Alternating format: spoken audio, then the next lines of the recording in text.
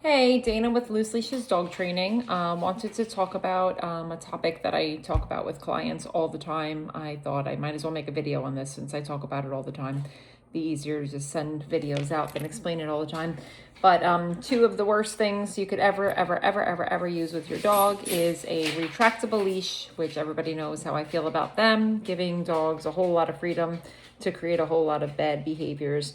But then there is my other least favorite thing, which is the doggy door. So I'm here to talk about the doggy door.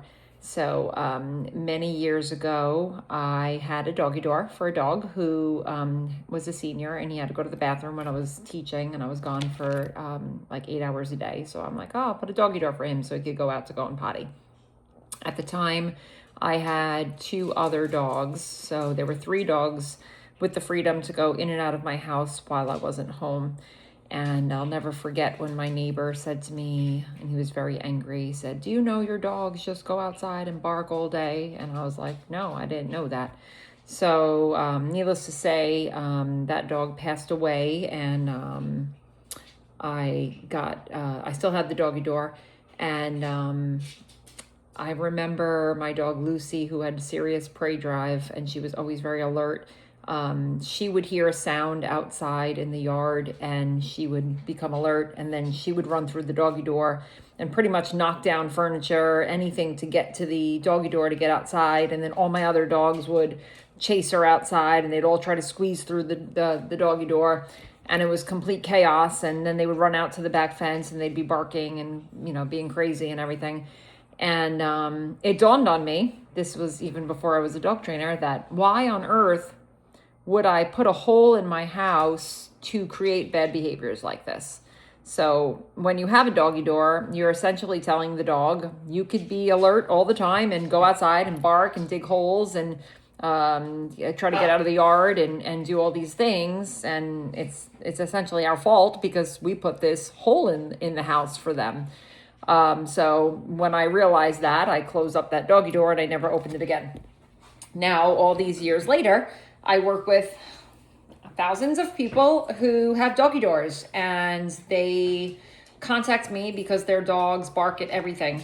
They're constantly running out the door and barking, and all I can do is educate them the way I became educated myself, that a doggy door is a terrible thing.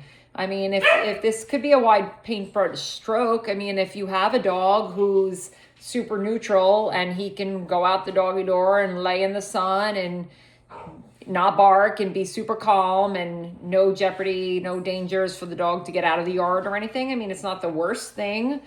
But if you look on lost and found pages, the amount of dogs that are missing, the majority of them have access to a backyard when people aren't there.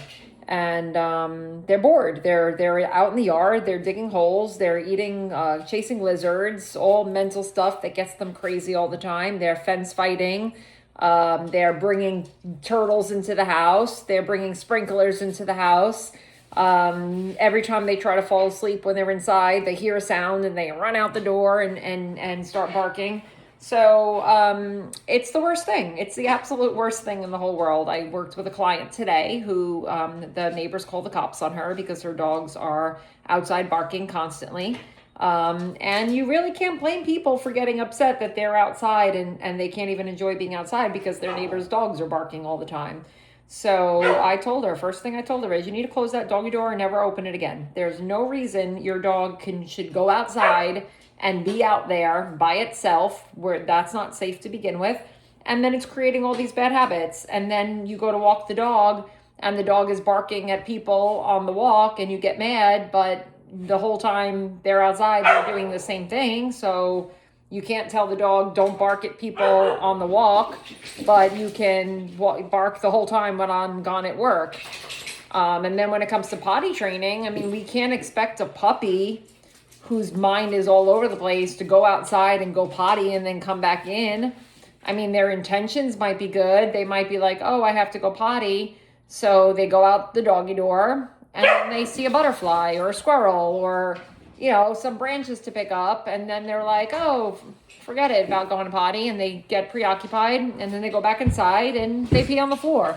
So I think the problem is, like myself, we think that I used to think that giving dogs a lot of freedom is nice, and we love them if we give them a lot of freedom. But throughout the years, I've had nothing but people tell me how bad their dog is because of the doggy door. And then I'll walk into someone's yard and there's holes dug everywhere, and they're like, my dog digs holes all the time. I'm like, well, the lack of no is yes. So if you have a doggy door and your dog goes out and digs a hole and you're not there to tell the dog to knock it off, then you're training the dog to dig. If your dog is fence fighting when you're not there and then you're mad that the dog is fence fighting, you've trained the dog to fence fight with a lack of no. So anytime you're not there to say no, you're saying yes.